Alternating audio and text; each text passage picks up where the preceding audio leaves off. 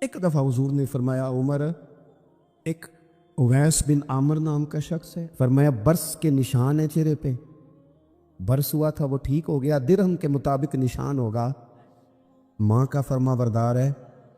اور حضور نے فرمایا عمر، اس بندے کی شان اتنی ہے کہ وہ اگر اللہ کو کوئی قسم دے دے تو رب پوری کر دیتا ہے۔ فرمایا اگر عمر تیری ملاقات ہو گئی نا تو اسے اپنے لیے دعا کرا لینا۔ بس طے کر لیا حضرت عمر نے، جو بندہ بھی یمن سے آئے عمر پوچھے اویس کو جانتے ہو، اویس کو جانتے ہو، جو بھی ملے نا حضرت عمر پوچھے اویس کو جانتے ہو۔ ایک وقت وہ آ گیا کہ حضرت اویس خود ہی آ گئے، حضرت عمر کی ملاقات ہو گئی۔ اب ذرا دیکھنا نشانیاں بتا رہے، کہنے لگے آپ کا نام اویس بن عامر ہے، مراد کی شاخ سے ہیں، یہ چہرے پر نشان ہیں، ماں کے فرما بردار ہے، کہا ہاں۔ کہنے لگے اٹھاؤ پھر ہاتھ میرے لیے دعا کرو۔ حضرت اویس بن عامر اویس کرنی رضی اللہ تعالیٰ عنہ کہنے لگے عمر میں آپ کے لیے دعا کروں؟ فرمایا کرو نا، اس لیے کہ مدینے والے حبیب نے کہا تھا دعا کرانا، حضور نے کرو نا دعا، ساری زندگی پوچھا اویس تو نہیں نام، پھر وہ مل گئے تو کہا دعا کرو، دعا کرائی۔ پھر حضرت فاروق اعظم رضی اللہ تعالیٰ عنہ حضرت اویس کرنی سے کہنے لگے آپ کہاں جانے کا ارادہ رکھتے ہیں؟ یہ سارا کچھ صحیح حدیث میں موجود ہے۔ تو حضرت اویس کرنی کہنے لگے میں کوفے جانے کا ارادہ رکھتا ہوں۔ کہا میں کوفے کے گورنر کے نام خط لکھ دوں کہ اویس آ رہا ہے؟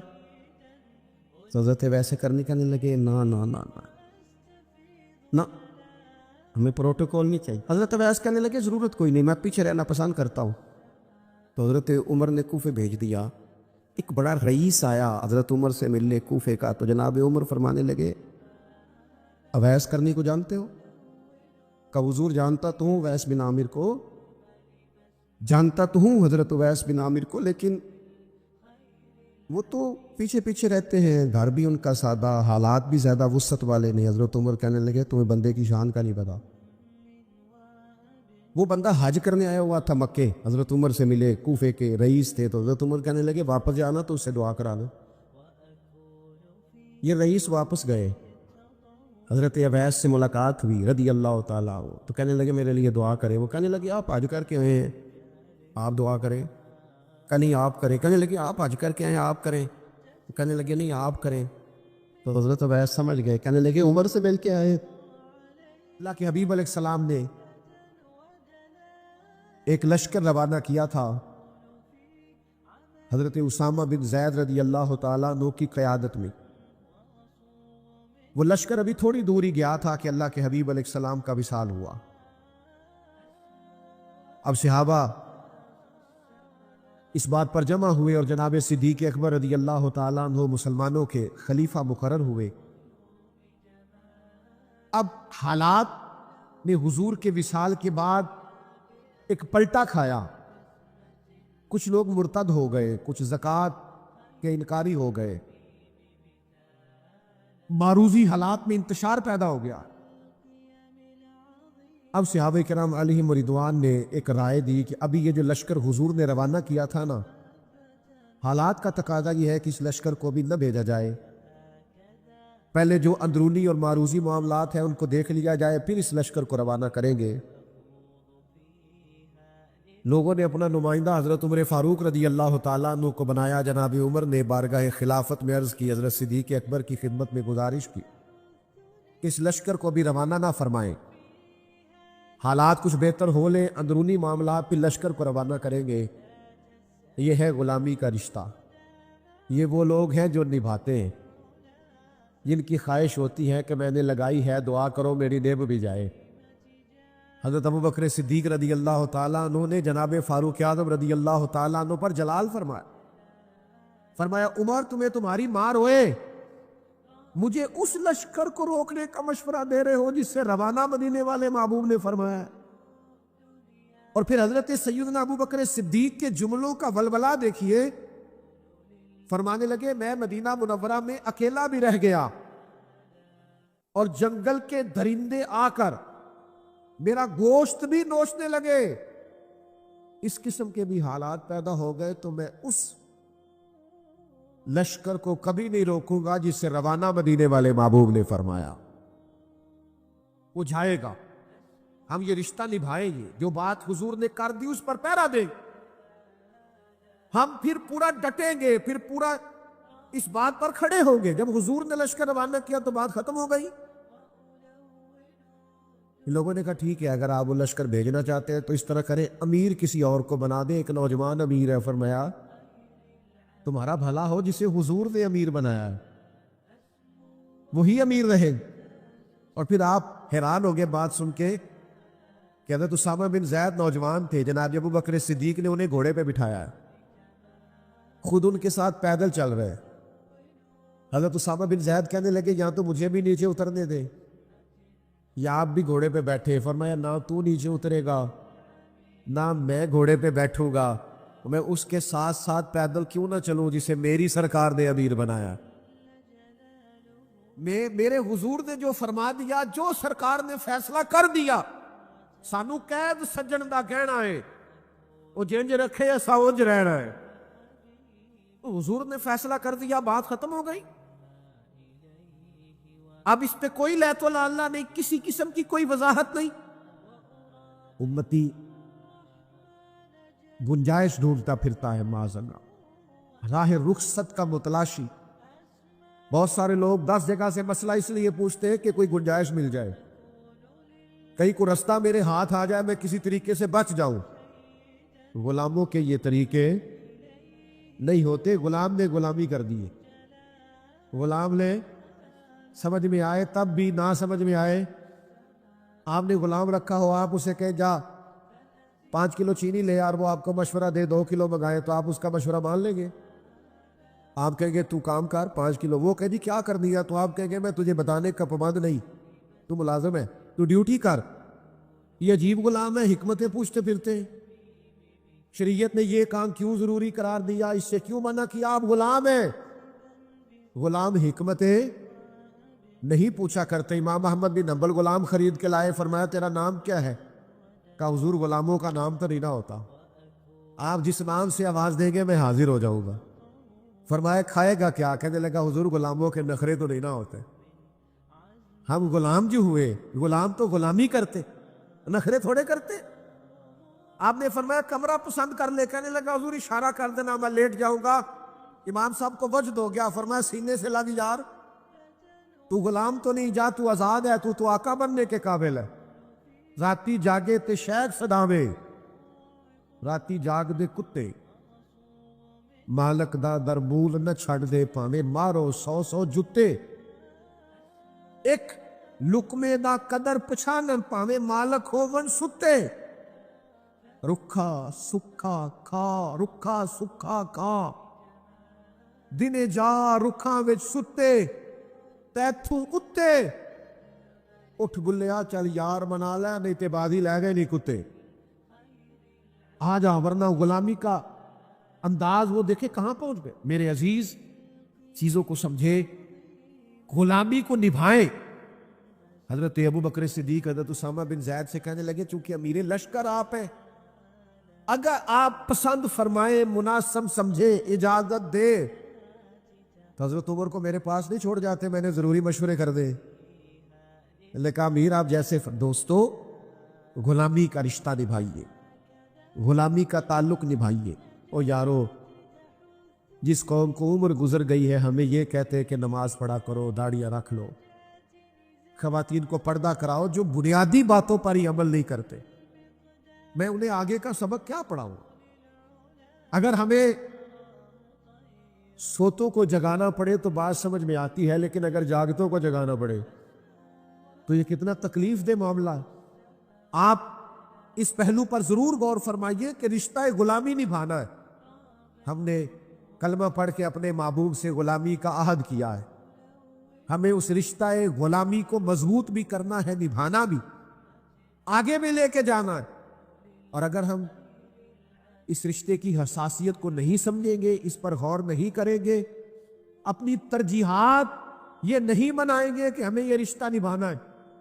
ایک غلام تھا، اس کے آقا نے اس پر بڑا ظلم کیا، اس کی ناک کاٹ ڈالی، مسند امام احمد بن حنبل میں موجود ہے۔ وہ دروازہ رسول پہ آیا اور رو کے عرض کی حضور میرے ساتھ یہ ہوا ہے۔ حضور نے فرمایا جا تو آج سے آزاد ہے۔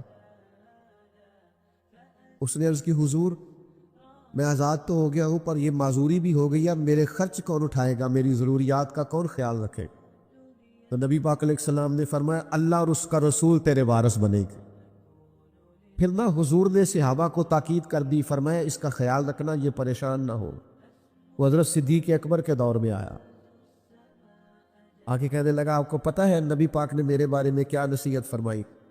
جناب صدیق فرمانے لگے تو غم نہ کر، وعدہ حضور نے کیا ہے ہم نبھائیں گے، تیرے تمام اخراجات، تیرے سارے معاملات، تیری تمام ضروریات کا خیال رکھا جائے۔ ہم غلام ہیں، ہم غلامی کریں گے، ہم اس رشتے کے تسلسل کو برقرار رکھیں، تجھے کوئی تکلیف نہیں آئے گی، ہم غلام ہیں نا، اس رشتے کو نبھائیں گے۔ حضرت صدیق اکبر کا وصال ہوا تو وہ سیدنا عمر کی خدمت میں آیا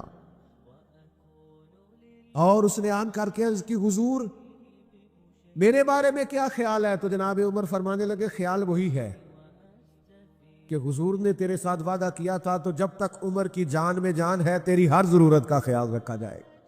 ہم نبی پاک کے غلام ہیں، ہم اس رشتے کی حساسیت کو، نزاکت کو، درد کو سمجھتے ہیں، ہم اس پر پوری توجہ دیں گے، ہم اس غلامی کو نبھائیں گے۔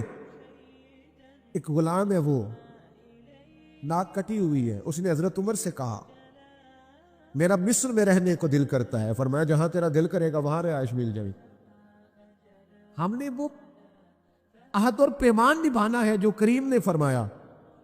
حضرت عمر نے مصر کے گورنر کو لکھا اس کے لیے گھر بھی تعمیر کر دو، اس کی ضروریات کا بھی خیال رکھو، اسے کوئی تکلیف نہیں آنی چاہیے، چونکہ وعدہ مدینے والے محبوب نے فرمایا۔ جب تک ہم اپنے ذہن کو، اپنی فکروں کو، اپنی طبیعت کو پورے طور پر مائل نہیں کرتے کہ ہم نے وہ خاص تسلسل جو نبی پاک علیہ الصلوۃ والسلام کے تبلیغ دین کا ہمارے اسلاف نے سنبھالا تھا وہ ہم نے سنبھالنا ہے، ہم نے وہ غلامی کرنی ہے۔ اور پھر میری تبلیغ ہی ضروری نہیں، آپ دین پر ڈٹ کے عمل بھی کریں نا تو اس سے بھی رشتہ غلامی مضبوط ہوتا ہے۔ امام جعفر صادق رضی اللہ تعالیٰ عنہ سے ایک شخص نے پوچھا تھا میں دین کی تبلیغ کرنا چاہتا ہوں تو کیا کروں؟ تو آپ نے فرمایا کوئی مشکل کام نہیں، تو دین پہ عمل کرنا شروع کر دے، دین کی تبلیغ ہونی شروع ہو جائے گی۔ عمل کریں آپ دین پر، سنت پر، شریعت پر، احکامات نبوی صلی اللہ تعالیٰ علیہ وسلم پر عمل کریں، آپ محسوس کریں گے کہ تبلیغ ہونے لگی، اشاعت دین ہونے لگی۔ لیکن جب تک آپ عمل ہی نہیں کرتے، لا تو لالا کرتے ہیں، بہانے بازی کرتے، باقی ہر چیز کا خیال ہے، یہ جو غفلت ہے نا، غفلت یہ بڑی نقصان دہ چیز ہے، یہ انسان سے تعلق رکھنے والی ہر چیز کا برا حال کر دیتی ہے۔ ہم نہ تو اب کمزور ہیں، نہ ان پڑھ ہیں، نہ چھوٹے ہیں، نہ جدید دور کے تقاضوں سے ہم نہ آشنا ہیں۔ کسی شخص سے بھی آپ گفتگو کریں گے تو اللہ کے فضل سے وہ ڈھیر ساری چیزوں کا ادراک رکھتا ہے، سمجھ رکھتا ہے، شعور رکھتا ہے۔ وہ آپ کے ساتھ جب گفتگو کرتا ہے تو محسوس ہوتا ہے کہ وہ ساری چیزوں کو سمجھ رہا ہے، خطرات سے بھی آگاہ ہے، خوشخبریوں سے بھی آگاہ ہے، آنے والے وقت میں کون سی چیزیں نقصان کا باعث بن رہی ہیں اور کون سے پھول خوشبو دینے جا رہے ہیں، وہ سب چیزوں کو جانتا ہے۔ لیکن اس کے باوجود جو اتنی زیادہ کمزوری امت میں آ گئی ہے، اس قدر زیادہ ٹوٹ پھوٹ کا جو ہم شکار ہیں، تو زیادہ تر مسئلہ ہماری لاپرواہیوں کا ہے، ہم غفلتوں کا شکار ہیں۔ غفلت ایک خوفناک چیز کا نام ہے، یعنی جو بندہ پرواہ نہیں کرتا، توجہ نہیں دیتا، خیال نہیں کرتا اپنی ذمہ داریوں کا، وہ شخص فساد کا باعث بنتا ہے، وہ نقصان کرتا ہے، وہ اذیت ناک حد تک چیزوں کو لے جاتا ہے۔ آپ کو بہرحال پرواہ کرنی پڑتی ہے۔ یہ جس دور میں میں اور آپ ہیں نا، یہ لہو و لعب کا دور ہے، کھیل تماشے کا۔ کھیل تماشا ہمیشہ انسان کو لاپرواہ کر دیتا ہے۔ آپ دیکھ لیں، کل تک کھیل تماشا کسی گراؤنڈ میں جا کر کسی آلے کے ساتھ کھیلا جاتا تھا، وقت نکال کے لوگ جاتے تھے، کچھ دیر کے لیے ان کا ذہن تقسیم ہوتا تھا، گھر لوٹتے تھے، اپنی ڈیوٹی کرتے تھے۔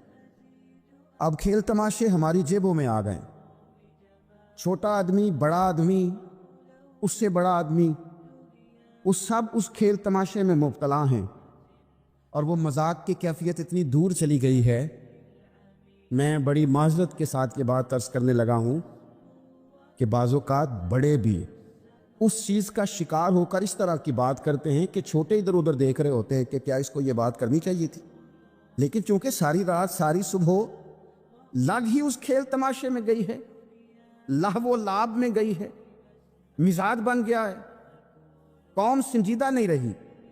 آپ کسی شخص سے بھی بات کر رہے ہوتے ہیں تو وہ چاہتا ہے کہ کچھ دیر میں گپ شپ کروں، کھیل تماشا کروں، شغل مغل کروں، میں گزر جاؤں۔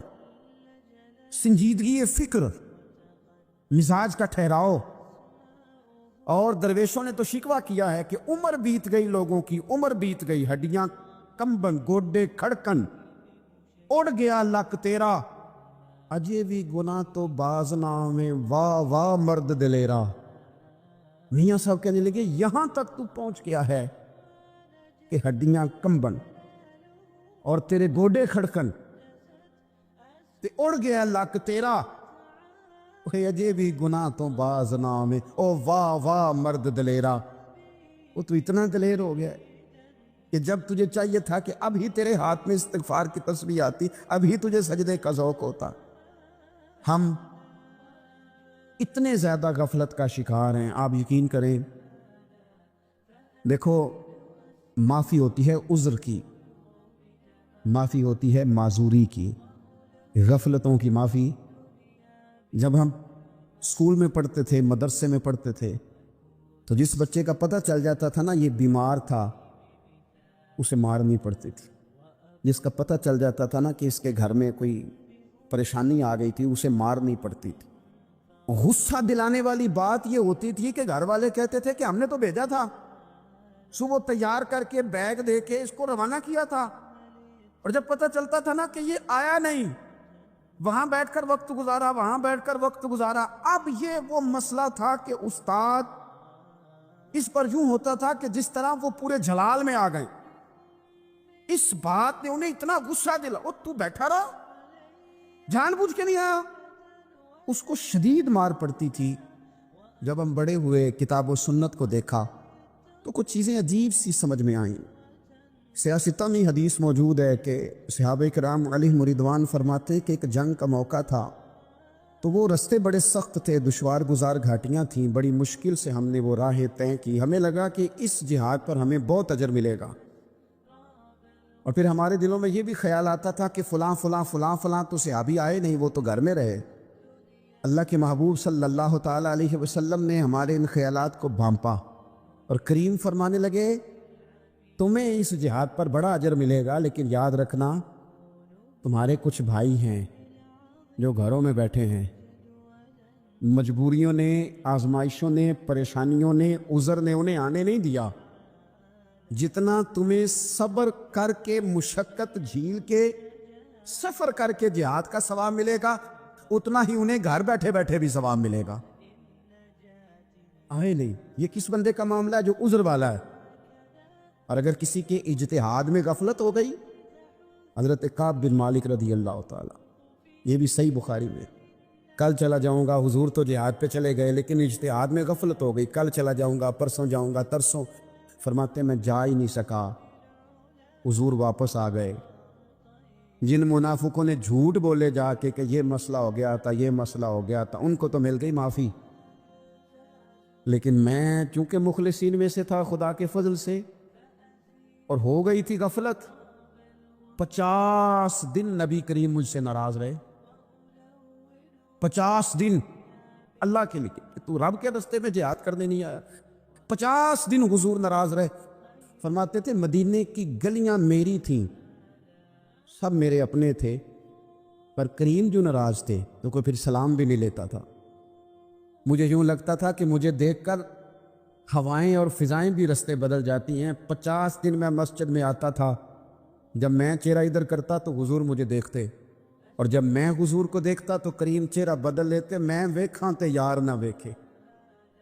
ਤੇ ਜਦੋਂ ਨਾ ਵੇਖਾਂ ਉਦੋਂ ਵੇਖੇ। ਏਡੇ ਨਸੀਬ ਕਿੱਥੋਂ ਤਤੜੀ ਦੇ, ਮੇਰੇ ਵਿੱਚ ਵੇਖਣ ਦੇ ਵੇਖੇ। ਗੁਲਾਮ फरीदा बूवे यार दे मरना है, भावें वेखे या ना वेखे। खत्म हो गई बात।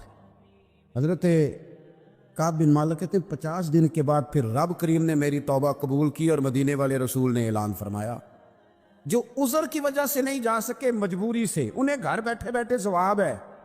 लेकिन जिन के इज्तिहाद में गफलत हुई, समझने में गफलत हुई, कल परसों तरसों चले जाएंगे, उनसे 50-50 दिनों की नाराजगी है। कितने लोग हैं जिनकी फजर गुजर जाती है बिस्तर पे, जोर गुजर जाती है फट्टे पे गप्पों में, असर गुजर जाती है चाय पीने में, मगरब और इशा मोबाइल पे लेटे लेटे बीत जाती है। और उनसे आप गुफ्तगू करें तो वो दानश्वर हैं, आप बात करें तो पंचायत ख़त्म करने वाले लोग हैं, आप उनसे बात करें तो वो आलमी सियासत पर नज़र रखते हैं, आप गुफ्तगू करें तो शऊर की आला गुत्थियाँ सुलझाते नज़र आते हैं। खुदा मुझे ऐसी खुदाई न दे कि अपने सिवा कुछ दिखाई न दे। ये गफलतें हैं, ये शोरश है, ये अपने मुंह से खुद मियाँ मिट्ठू बनना है।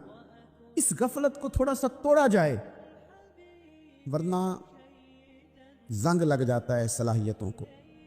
जो लोग थोड़े दिन मोटरसाइकिल नहीं ना चलाते, उनके लिए मुश्किल हो जाता है फिर उसको स्टार्ट करना भी। हमारे उस्ताद का करते थे, जो लोग पढ़ाते नहीं उन्हें किताबें भूलने लग जाती हैं। जो लोग कोई काम करते नहीं, फिर वो आहिस्ता आहिस्ता वो ज़ंग आलूद हो जाता है, वो कहते हैं अब नहीं हो सकता तुमसे, अब मुश्किल है। सज्जनों, दोस्तों, बुज़ुर्गों, भाइयों, जो लोग शुरू में इबादतों के आदी नहीं होते, वक्त ज़ाया करते हैं, बुढ़ापे में दिल करता है तौबा हो जाए, लेकिन अपने माथे को सजदे की आदत ही नहीं डाली। ये जिस्म झुकना उसका आदी नहीं हुआ कि रब की बारगाह में झुके, इसका मिजाज ही नहीं तहज्जुद पढ़ने का। सारा कुछ हो जाता है। मैंने सियासत करने वाले, पंचायत ख़त्म करने वाले, चुदराहट करने वाले, वज़ादारी रखने वाले रातों को तहज्जुद पढ़ते भी देखे हैं। मैंने कुरान पाक से प्यार करते देखे हैं। मैं गवाह हूँ बहुत सारे लोगों का। ये काम हो जाता है। शर्त यह है कि बंदा अपनी गफलत की पट्टी थोड़ी देर के लिए खोले। दूसरी बात यह कि हम खुशफहमियों में बड़ा जिंदा हैं, बड़ा जिंदा हैं, बड़ा ओहो, यानी 2, 4, 5। कुछ लोग कहते हैं अल्लाह करीम बड़ा है। अल्लाह अगर करीम बड़ा है ना मेरे भाई, तो नबी पाक सल्लल्लाहु अलैहि वसल्लम ने फरमाया वो बड़ा बेवकूफ़ है जो खुदा की रहमत की उम्मीद भी रखे और अल्लाह को नाराज़ भी करे। तो बेवकूफ़ बंदा है। अगर वो करीम है तो फिर तो मोहब्बत में ही उसकी बात मान, बात तो फिर भी नहीं मान रहा। कुछ लोग कहते हैं नबी पाक सल्लल्लाहु ताला अलैहि वसल्लम शफात करेंगे। भाई हमारा तो सहारा ही इस बात पे है, हुजूर सिफारिश करेंगे, पर नबी पाक ने दर्जनों जगहों कहा है जो मेरे तरीके पे ना चले फलैसा मिन्ना, मुझसे नहीं।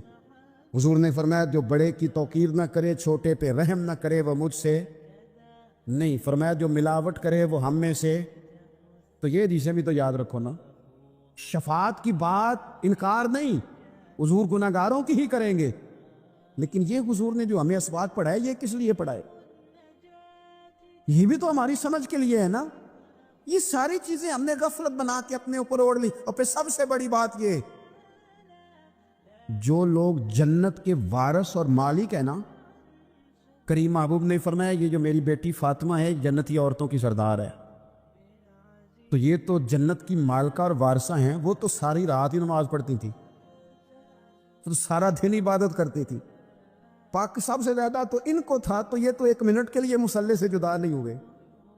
और जिन्होंने सिर्फ उम्मीद लगाई है, कोई इनके पास डिग्री नहीं, वो बन के बैठ गए हैं। वो कहते हैं जनाब जन्नत, मतलब हम जिसे कहेंगे माज़अल्लाह हो जाएगा, दूसरे को जाने देते हैं।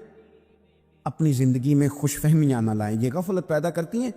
गफलत बड़ी ख़तरनाक चीज़ का नाम है। जब बंदा गाफिल हो जाता, मैं आपसे एक बात अर्ज़ करूँ, हज़रत अब्दुल्लाह इब्न मसूद फरमाते हैं कि मोमिन राई के दाने के बराबर गलती हो जाए तो उसे लगता है मेरे सर पे पहाड़ खड़ा है। और फरमाया जो मुनाफिक होता है ना, वो पहाड़ के बराबर गुनाह करके कहता है बात ही कोई नहीं, फलाना भी करता है, ये भी करता है, सारी दुनिया कर रही।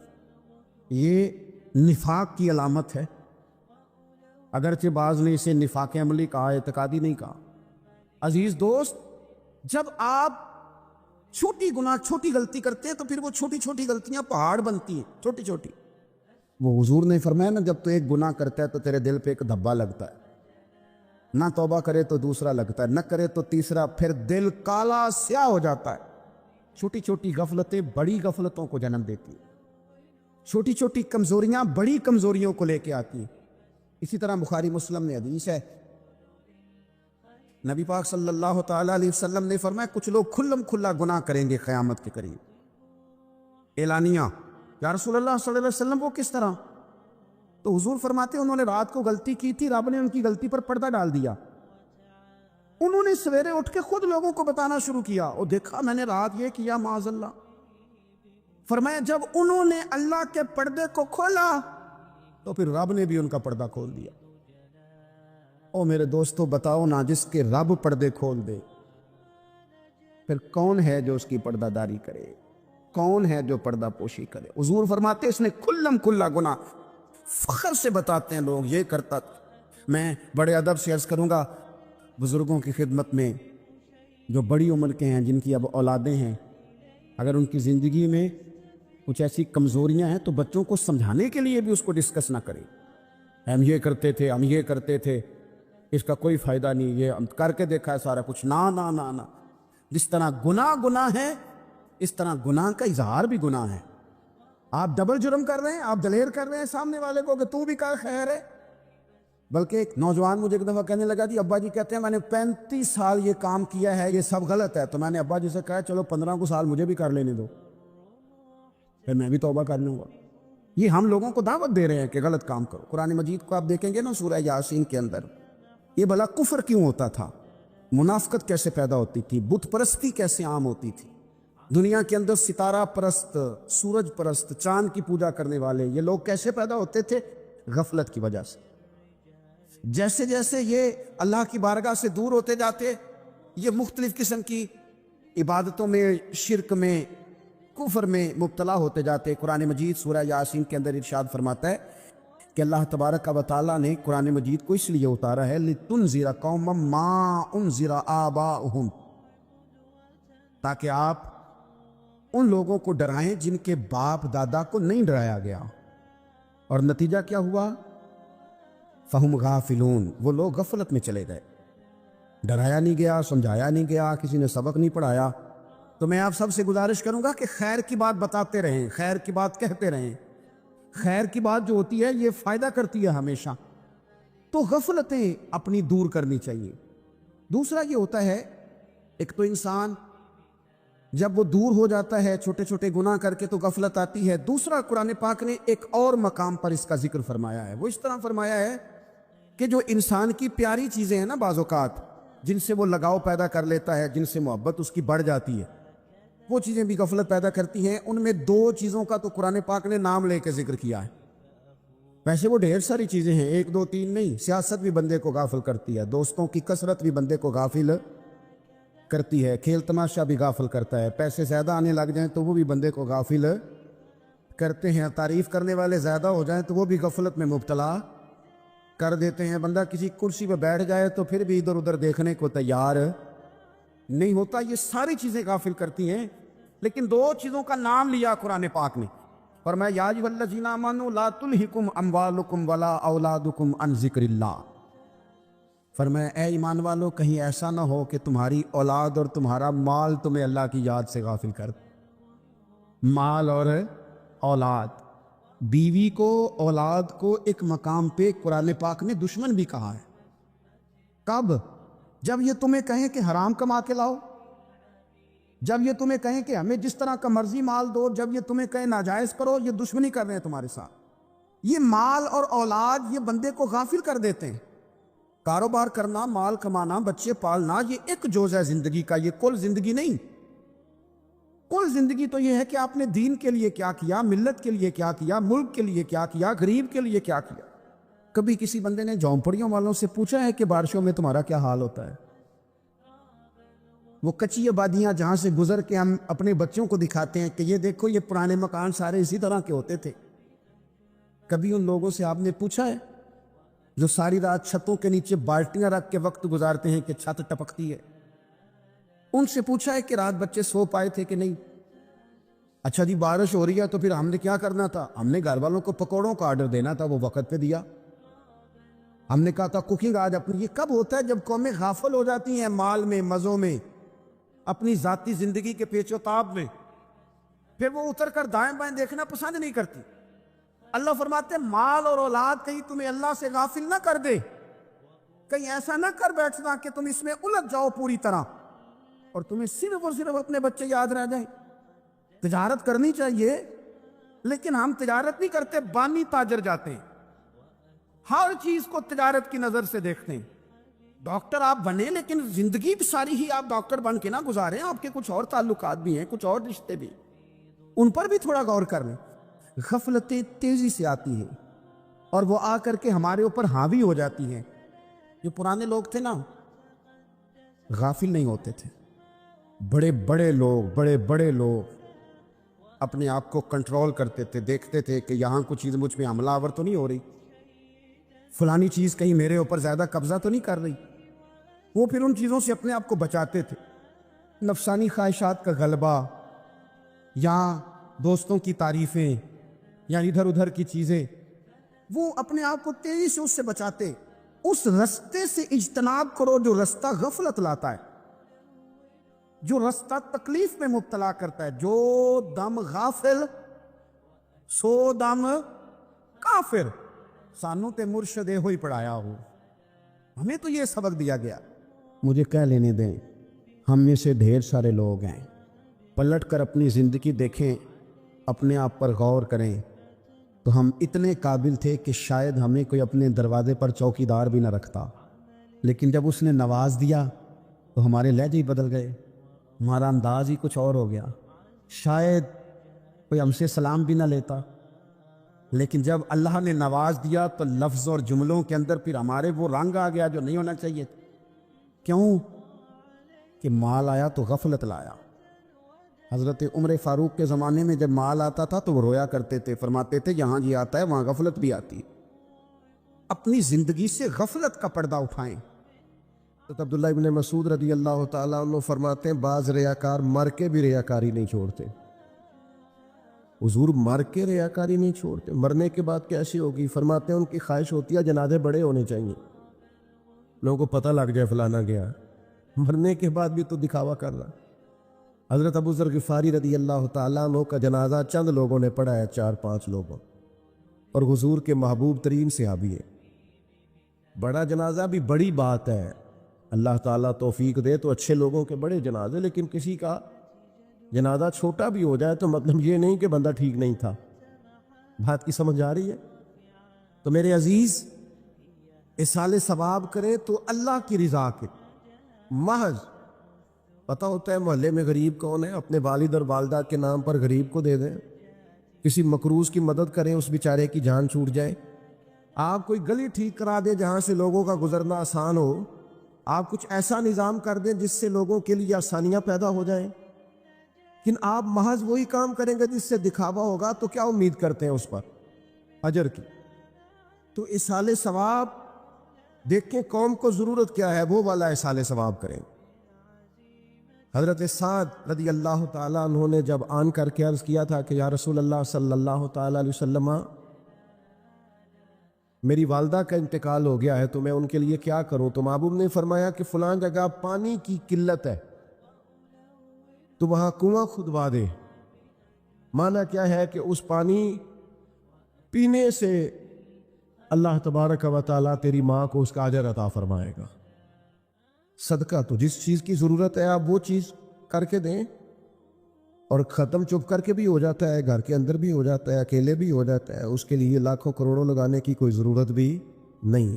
چوتھی بات، تیسری بات، کوشش فرمائیں کہ جو نیکیاں جانے والا کرتا تھا وہ نیکیاں جاری رہیں، اس کے بچے، اس کی اولاد، اس کے سارے رشتہ دار ان نیکیوں، اگر وہ کوئی بھلائی کرتا تھا تو وہ بھلائی ہوتی رہے، وہ جاری رہے، وہ سلسلہ آگے بڑھایا جائے۔ ہم یہ کرتے ہیں کہ ہم خیر کے کاموں کو جاری نہیں رکھتے، بلکہ والد کے جانے کے بعد تو بچے بڑے سیانے ہوتے ہیں، وہ کہتے ہیں ابا جی کو تو بس وہ فلانا غریب بھی لوٹ کے لے جاتا تھا، فلانا بھی اپنی مجبوری سنا کے، تو ہم تو سیانے ہیں۔ او خدا کے بندے، حضور علیہ السلام نے فرمایا تمہیں جو روزی دی جاتی ہے وہ تمہارے کمزوروں کی وجہ سے دی جاتی ہے۔ وہ جو ضعیف کمزور لوگ تمہارے دسترخوان سے کھا جاتے ہیں، ان کے سبب سے اللہ تعالیٰ تمہیں عطا کرتا ہے۔ تو اس لیے یہ تو کوئی طریقہ نہیں ہے کہ آپ کے بزرگ خیر کا کام کرتے تھے، آپ نے چھوڑ دیا۔ تو آپ ایک کام یہ کریں کہ ان کی نیکیاں جاری رکھیں، اور چوتھی بات یہ کہ ان کے لیے دعا کریں۔ دعا ہمیں حضرت ابراہیم نے سکھائی ہے، سورہ ابراہیم میں موجود ہے، ربنا اغفر لی ولوالدی، یا اللہ مجھے بھی بخش دے اور میرے ماں باپ کو بھی، وللمؤمنین یوم یقوم الحساب، اور جس دن تو حساب لے اس دن سارے مومنوں کی بخشش فرما دے۔ ایک شخص نے نا حضور علیہ السلام کے سامنے دعا مانگی، اللہ مجھ پہ رحم فرما اور اپنے نبی پہ رحم فرما۔ حضور فرمانے لگے تو نے اللہ کی رحمت کو محدود کیوں کر دیا ہے؟ تو کہہ سارے مومنوں پہ رحم فرما، سب پہ رحم فرما۔ بھائی سب کے لیے دعا مانگیں۔ یہ 2-4 بچوں کا موبائل کا مسئلہ رہ گیا، باقیوں کا بیٹا بیٹھ جاؤ، پیارے بیٹے بیٹھ جاؤ، پتر بیٹھ جاؤ، آپ بھی بیٹھ جاؤ بیٹے، آپ بیٹھ کے بنائیں، اس میں کیا رہ جائے، کھڑے ہوتے ہیں بیٹا تو پچھلوں کو دقت ہوتی ہے۔ سنو، زیادہ غور سے سنو، میں تھوڑی تقریر کرنے والا مولوی ہوں، لیکن یہ اللہ کا فضل ہے کہ میں اگر 20 منٹ بات کروں گا تو اس 20 منٹ کے اندر آپ کو کوئی 20 سبق ضرور حاصل ہوں گے انشاءاللہ تعالی۔ ہاں، وہ کوشش ہوگی کہ وہ جتنی بات ہے وہ تربیتی ہے۔ وہ بعض دوستوں کا خیال ہوتا ہے لمبی تقریر کرے، میں کیا ہوتے وہ بندہ کر سکتا ہے جنہیں ایک شعر ہی 20 منٹ پڑھنا ہوئے، اجے مزہ نہیں آیا، اجے دوبارہ پڑھو، اجے رل کے پڑھو، تو وہ تو پھر 1.5 گھنٹہ بھی کام چل سکتا ہے۔ تو جس نے ٹو دی پوائنٹ بات کرنی ہو اس کے لیے تو 10 منٹ بھی بڑے ہوتے ہیں، اور ویسے بھی تقریریں پیٹ بھرنے کے لیے نہیں ہوتی، عمل کرنے کے لیے ہوتی۔ اب تو میں ویسے بھی ذرا مصروف زیادہ ہو گیا ہوں، بہت ساری جگہوں پہ جا نہیں پاتا، تو ایک جگہ میں گیا، ایک بزرگ مجھے کہنے لگا پچھلی دفعہ تسی 40 منٹ تقریر کی تھی، عید کی زیادہ کر دی۔ میں کہا 40 منٹ والی تھی، عمل ہو گیا جی۔ تو اگر تقریریں کانوں کی لذت کے لیے سننی ہے تو سنتے رہیں، پھر تو کئی راتیں لوگ جلسے سنتے۔ مقصود کیا ہے، نتیجہ کیا ہے؟ جو عرض کر رہا ہوں اس پر غور کریں، سب کے لیے دعا کریں۔ ایک بات خاص کرنے لگا ہوں، حضرت ابراہیم نے تو بخشش بھی سب لوگوں کی مانگی، حضور علیہ السلام بھی دعا کرتے تو امت کے لیے دعا کرتے۔ کبھی اپنے بھائی کے لیے بھی تو دعا کرو نا یار، اللہ تعالیٰ اسے بھی ذرا زیادہ روزی دے، بھتیجوں کے لیے بھی دعا کرو، بھانجوں کے لیے بھی کرو۔ توجہ ہے آپ کی میری بات؟ ادھر دیکھیں جی، غور کریں بات۔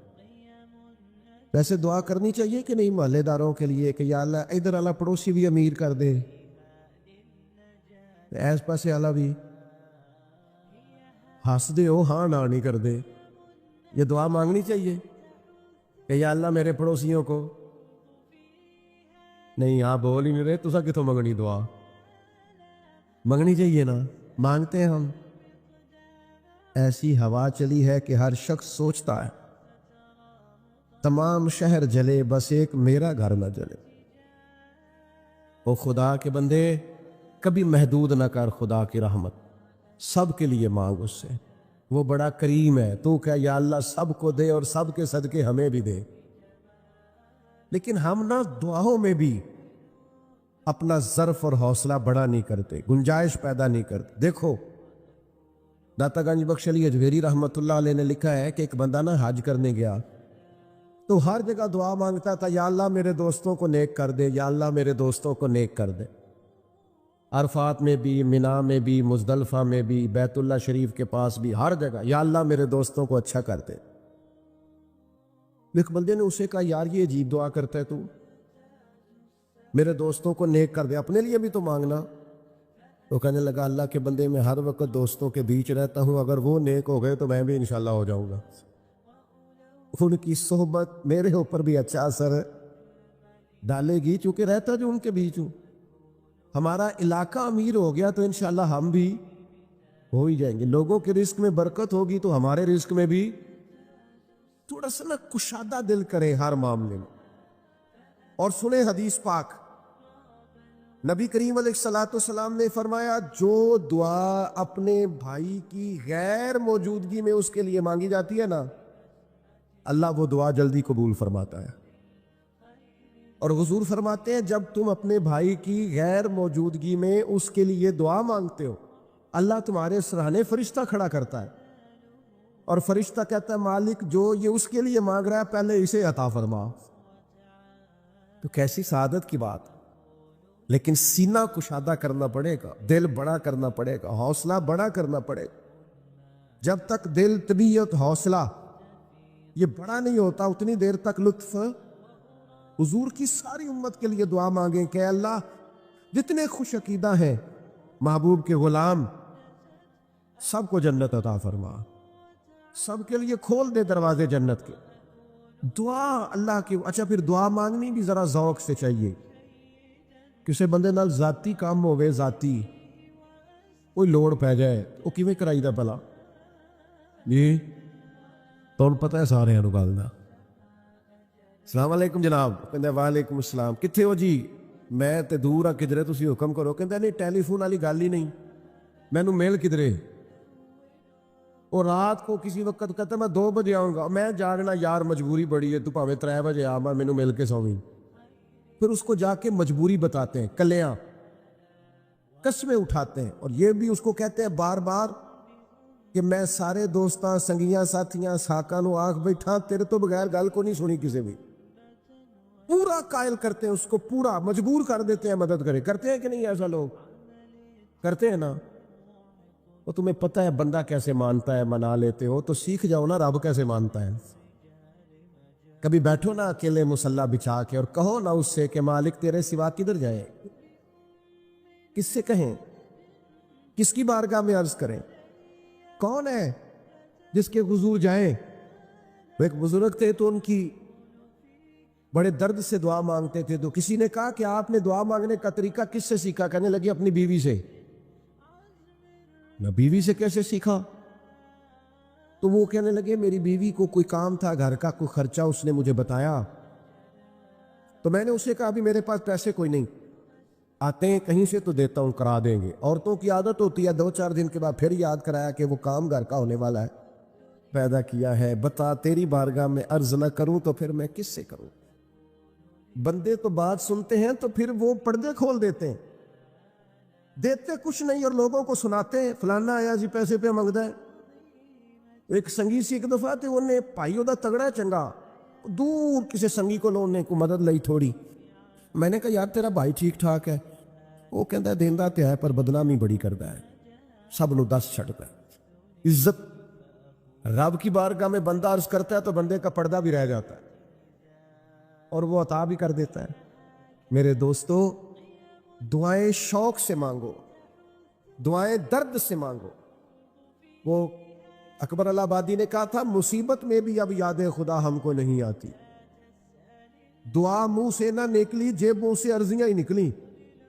دفتروں میں درخواستیں جمع کرانے کے لیے بڑا وقت ہے، اس کی بارگاہ میں کیوں نہیں بیٹھتے؟ اس کے حضور حاضر کیوں نہیں ہوتے جو پردہ پوشی کرے، اپنے بندوں کو نوازے؟ اور 10 منٹ نکال کے اس کی بارگاہ میں آ تو صحیح۔ حضور فرماتے رب کہتا ہے میرا بندہ جب میری بارگاہ میں ہاتھ اٹھاتا ہے مجھے حیا آتی ہے، میں خالی واپس کیسے کر جاتے ہی نہیں، عرض ہی نہیں کرتے۔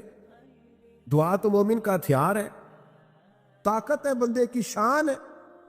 ہر دکھ سکھ رب رسول کی بارگاہ میں کرے، طاقتور ہو جائے، اور پھر دعا ذوق سے کرے، شوق سے۔ میں چھوٹا سا آدمی ہوں، صبح مسجدوں میں نا قاری صاحب کے پاس، حافظ صاحب کے پاس بچے سبق پڑھنے آتے ہیں، الف با تا سا۔ میری طرح کا سب سے چھوٹا مولوی بھی سبق پڑھا رہا ہو نا، تو بچہ سبق پڑھاتے ادھر ادھر دیکھے تو قاری صاحب تھپڑ مارتے، کہتے ادھر تک کوئی سبق میرے سے پڑھنا، دیکھ ادھر رہا ہے۔ اور بات بھی ٹھیک ہے کہ وہ بچہ کیسے پڑھے گا جس کا دھیان ہی نہیں، لفظوں کی پہچان ہی نہیں ہوگی۔ ڈانٹتے ہیں استاد ادھر توجہ کر۔